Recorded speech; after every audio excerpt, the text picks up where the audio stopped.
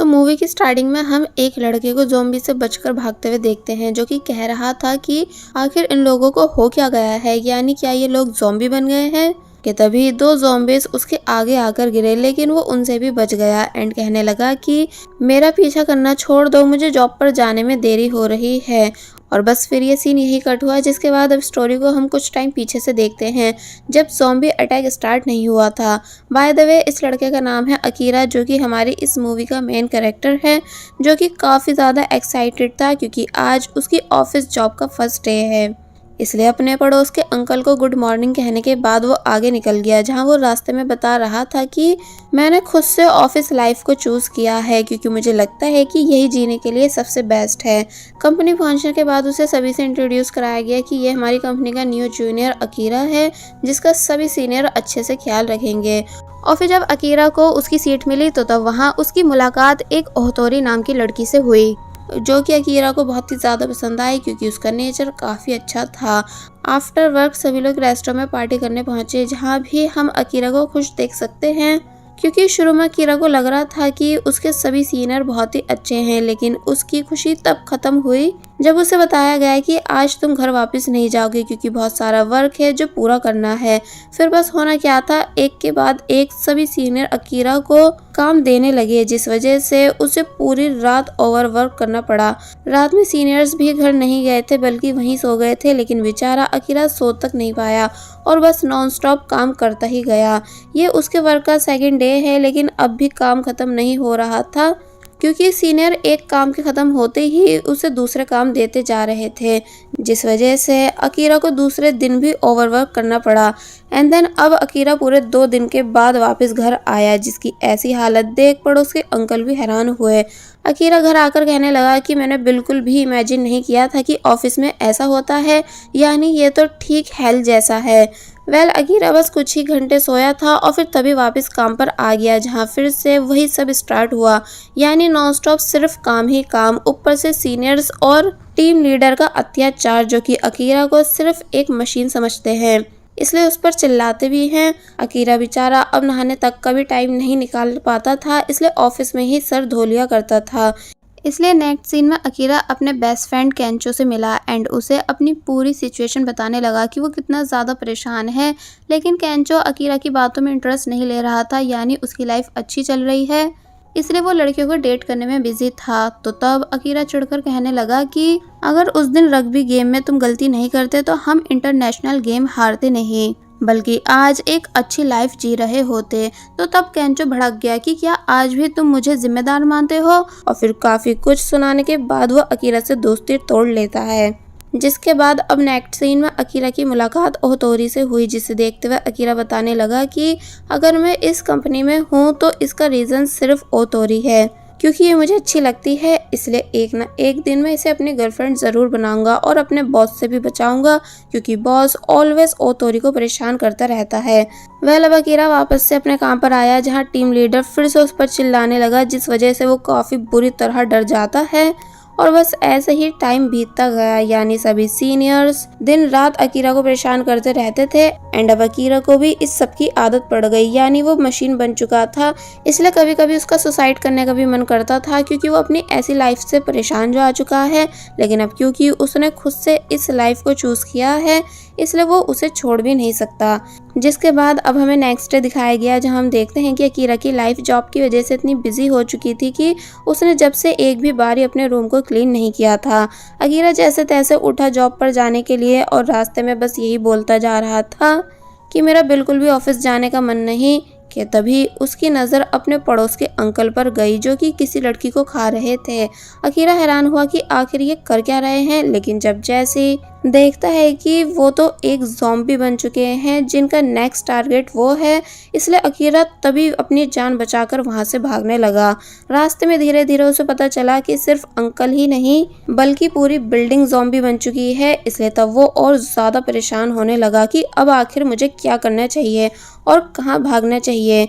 लेकिन वो तब भी जैसे तैसे उन सभी ज़ॉम्बी से बच गया। अकीरा बहुत ही ज़्यादा डरा हुआ था, मरने से नहीं बल्कि इस बात से कि अगर वो ऑफिस के लिए लेट हुआ तो उसे अपने लीडर से डांट पड़ेगी। कि तभी दो लोग उसके सामने आकर गिरे, लेकिन वो उन पर से कूदकर भाग गया और फिर जैसे तैसे बिल्डिंग की छत पर आ गया। सभी ज़ॉम्बीज अभी भी उसके पीछे थे, लेकिन एक डोर पे चढ़कर वो दूसरी साइड जाने लगता है। ज़ॉम्बीज ने उसका पैर पकड़ लिया, लेकिन अकीरा फाइनली जैसे तैसे दूसरी साइड आ गया। कि तभी उसकी नज़र एरोप्लेन पे गई जो कि बुरी तरह जल रहा है, इसलिए ये देख उसके होश उड़ गए।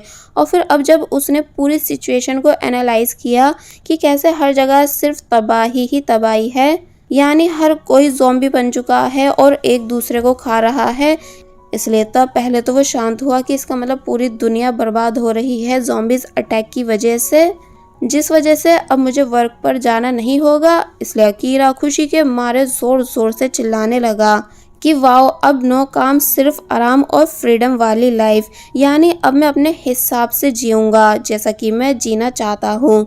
अकीरा यहाँ खुश हो ही रहा था, लेकिन तभी उसे याद आया कि एक मिनट, मेरी फर्स्ट लव ओतोरी का क्या, यानी वो मुसीबत में होगी जिसे मुझे बचाना चाहिए। इसलिए पहले वो ओतोरी को मैसेज कर पूछने लगा कि तुम कहाँ हो, ठीक तो हो, जिस पर ओतोरी कहती है नहीं, मुझे हेल्प चाहिए। एंड देन उसने अपना एड्रेस अकीरा को सेंड कर दिया। जिसके बाद अब हम एक कपल देखते हैं जो कि अभी ज़ॉम्बी बने नहीं हैं, इसलिए परेशान थे कि अब हम क्या करेंगे। कि तभी अकीरा को पाइप्स की हेल्प से नीचे जाता देख वो शॉक रह गए। अकीरा बताता है कि मैं बाहर जा रहा हूँ किसी काम से, आते टाइम कन्वीनियंस स्टोर से भी होता हुआ आऊंगा, इसलिए आप दोनों को कुछ चाहिए तो नहीं। तो तब वो दोनों कहते हैं कि अगर तुम्हें कोई परेशानी ना हो तो प्लीज नूडल्स और फ्रूट्स लेते आना। तो तब अकीरा उन्हें ओके कर वहां से चला गया और फिर कानों में ब्लूटूथ लगाकर फुल स्वैग के साथ अपने मिशन पे निकल जाता है, जहाँ पहले तो सिर्फ कुछ ही ज़ॉम्बीज उसका पीछा कर रहे थे, लेकिन फिर देखते ही देखते ज़ॉम्बीज की पूरी फौज अकीरा का पीछा करने लगी, जिस वजह से एक टाइम के लिए अकीरा की भी जान निकल गई कि अबे ये कितने सारे ज़ॉम्बीज हैं। लेकिन फिर स्पीड तेज करने के बाद वो फाइनली उन ज़ॉम्बीज से बच गया। एंड देन उस जगह आया जहाँ का एड्रेस ओतोरी ने सेंड किया है। अपार्टमेंट का डोर अनलॉक था, इसलिए वो अंदर चला गया जहाँ से किसी की भी कुछ आवाज नहीं आई। कि तभी ओतोरी अकीरा का पैर पकड़ लेती है मदद मांगते हुए, क्योंकि वो बिल्कुल ठीक है, इसलिए उसने अकीरा को हग भी किया।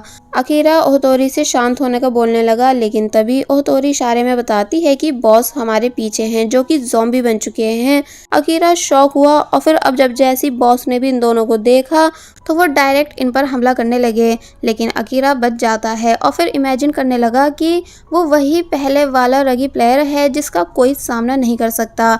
और बस फिर इतना सोच अकीरा ने बॉस की बैंड बजानी शुरू कर दी, यानी एक तरह से वो अपनी पूरी भड़ास निकाल रहा था, क्योंकि कंपनी में बॉस उससे परेशान जो करते थे। इसलिए जब फाइनली अकीरा बॉस को घायल कर पीछे हुआ तो तब ओतोरी बॉस को काफ़ी बुरी तरह मारने लगी, यानी उसने भी अपनी सालों की भड़ास निकाली, लेकिन तभी वो वहीं बेहोश हो जाती है। एक्चुअली अकीरा के यहाँ आने से पहले बॉस ने ओतोरी को बाइट कर लिया था, इसलिए देखते ही देखते ओतोरी भी ज़ॉम्बी बन गई और फिर डायरेक्ट अकीरा को मारने की कोशिश करने लगी, लेकिन अकीरा काफ़ी कोशिश करने के बाद उससे बच गया। और फिर जब जैसे वहाँ से जाने वाला होता है तो तब उसने जाने से पहले ओतोरी को अपनी फीलिंग्स बताई कि वो जॉब के पहले दिन से ही ओतोरी को लाइक करने लगा था और काफ़ी टाइम से अपनी फीलिंग्स के बारे में उसे बताना चाहता था, लेकिन आज फाइनली वो ओतोरी से अपनी फीलिंग्स कन्फेस कर लाइट फील कर रहा है। और फिर ओतोरी को गुड बाय कर अकीरा वहाँ से भाग गया एंड ओतोरी अपार्टमेंट में लॉक हो गई। जिसके बाद अब हम देखते हैं कि दोबारा से पाइप की हेल्प से अकीरा ऊपर आया कपल को उनका खाना देने, लेकिन देखता है कि वहाँ कोई भी नहीं बल्कि सिर्फ खून ही खून था। इसलिए अकीरा को समझ आ गया कि वो कपल भी ज़ॉम्बी अटैक का शिकार हो चुका है, जिस वजह से अकीरा को उनके लिए काफ़ी ज़्यादा बुरा फील हुआ। इसलिए अपने रूम में बैठकर सोचता है कि आज नहीं तो कल मैं भी इन सभी की तरह ज़ॉम्बी ज़रूर बन जाऊंगा। इसलिए ज़ॉम्बी बनने से पहले मुझे वो सभी काम कर लेने चाहिए जो मैं बिजी लाइफ होने की वजह से कभी कर नहीं पाया हूँ। इसलिए अकीरा ने एक लिस्ट रेडी की जिसका टाइटल था मेरी 100 ऐसी विशेष जिन्हें मैं ज़ॉम्बी बनने से पहले पूरा करना चाहता हूँ, जिसमें फर्स्ट विश थी फीलिंग्स कन्फेस करना, जो कि वो ऑलरेडी कर चुका है। इसलिए काफ़ी देर तक बैठकर उसने बाकी विशेष को भी लिख दिया। जिसके बाद अब हम अकीरा की फ्रीडम लाइफ का डे 1 देखते हैं, जहां उसने पूरे रूम की अच्छे से सफाई की क्योंकि यही उसकी सेकंड विश थी। फिर वो खुशी खुशी से कन्वीनियंस स्टोर आया क्योंकि उसकी थर्ड विश है बिना प्राइस की चिंता करे दिल खोलकर शॉपिंग करना, इसलिए यहाँ वो ऐसा ही करता है। जहाँ अचानक 2 ज़ॉम्बीज उसके पीछे पड़ गई, लेकिन जैसे तैसे वो उनसे बच गया। सही में अकीरा अपनी जान हथेली पे लेकर फिर रहा है। वेल अब वो पार्लर आया हेयर कलर कराने क्योंकि ये उसकी 4th विश है, जहाँ एक ज़ॉम्बी भी थी बंधी हुई। अकीरा ने काफ़ी सारे कलर्स ट्राई किए लेकिन उसे कुछ भी अच्छा नहीं लग रहा था, इसलिए उसने वापस से अपने बालों को ब्लैक कर लिया। लेकिन जो भी हो उसकी ये विश भी कंप्लीट हुई। फिर वो अपनी बिल्डिंग पर स्प्रे पेंटिंग करने लगा जो कि उसकी 5th विश है, जो कंप्लीट होने के बाद बहुत ही ज़्यादा कूल दिखने लगी। And then Akira crackers buy करने आया क्योंकि ये भी उसकी विश लिस्ट का ही पार्ट है, जहाँ अलग अलग तरह के बड़े बड़े क्रैकर्स थे जो कि उसे काफ़ी ज़्यादा पसंद आ रहे थे। लेकिन लास्ट में उसका दिल वहाँ रखी मिसाइल ने जीता, जिसको उसने अपने पास रख लिया। फिर वो जाते टाइम साइकिल की बैल से ज़ॉम्बीज को अट्रैक्ट कर रहा था परेशान करने के लिए, क्योंकि उसे पता है कि पकड़ तो ही मुझे सकते नहीं। लेकिन इस बार एक रिक्शा वाले अंकल उसके पीछे पड़ गए जो कि बहुत तेज भाग रहे थे, इसलिए अकीरा जोर जोर से चिल्लाया। आगे आकर अकीरा को बाइक मिली जिसे उसने अपने पास रख लिया क्योंकि बाइक चलाना भी अकीरा की विश लिस्ट का ही पार्ट था, जो कि अब वो भी कंप्लीट हो चुका है। वेल अब रात में अकीरा ने फायरवर्क किया जो कि दिखने में काफ़ी ज़्यादा ब्यूटीफुल लग रहा था एंड अकीरा को भी ये सब कर खुशी मिल रही थी। लेकिन कहीं ना कहीं उसे इस चीज़ का भी दुख है कि वो अकेले हर काम कर रहा है, यानी कहीं ना कहीं उसे अब लोगों की कमी महसूस होने लगी। जिसके बाद अब हम देखते हैं कि अकीरा सभी सामान को बिल्डिंग की छत पर लेकर आया कैंपिंग करने के लिए, क्योंकि ऑब्वियसली ये भी उसी की विश का ही पार्ट है, जहाँ उसे अपने सामने चल रहे ज़ॉम्बीज से कोई फर्क नहीं पड़ रहा था। एंड अब आई थिंक ज़ॉम्बीज ने भी अकीरा को सीरियस लेना छोड़ दिया था। लेकिन जब वो मीट खा रहा था तो तब वो उसे बिल्कुल भी अच्छा नहीं लगा क्योंकि उसमें नमक नहीं था, इसलिए गुस्से से बोलने लगा कि इस बिन मज़े खाने को खाने से अच्छा है कि मैं ज़ॉम्बी ही बन जाता, यानी अब मुझे फिर से मार्केट जाना होगा सॉल्ट बाय करने।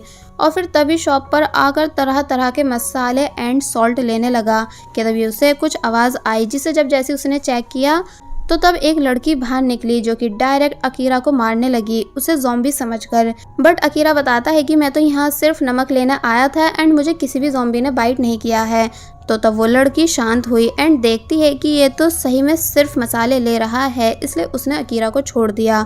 अकीरा उठा और पूछने लगा कि आखिर तुम हो कौन। और फिर जब जैसे उसने उस लड़की का फेस देखा जो कि बहुत ही ज़्यादा ब्यूटीफुल थी, इसलिए देख अकीरा के होश उड़ गए, यानी यहाँ अकीरा को इस लड़की से वन साइड लव हो गया। और बस फिर इसी के साथ पार्ट 1 यहीं पर एंड हो जाता है। There was a time when you had me falling to the ground.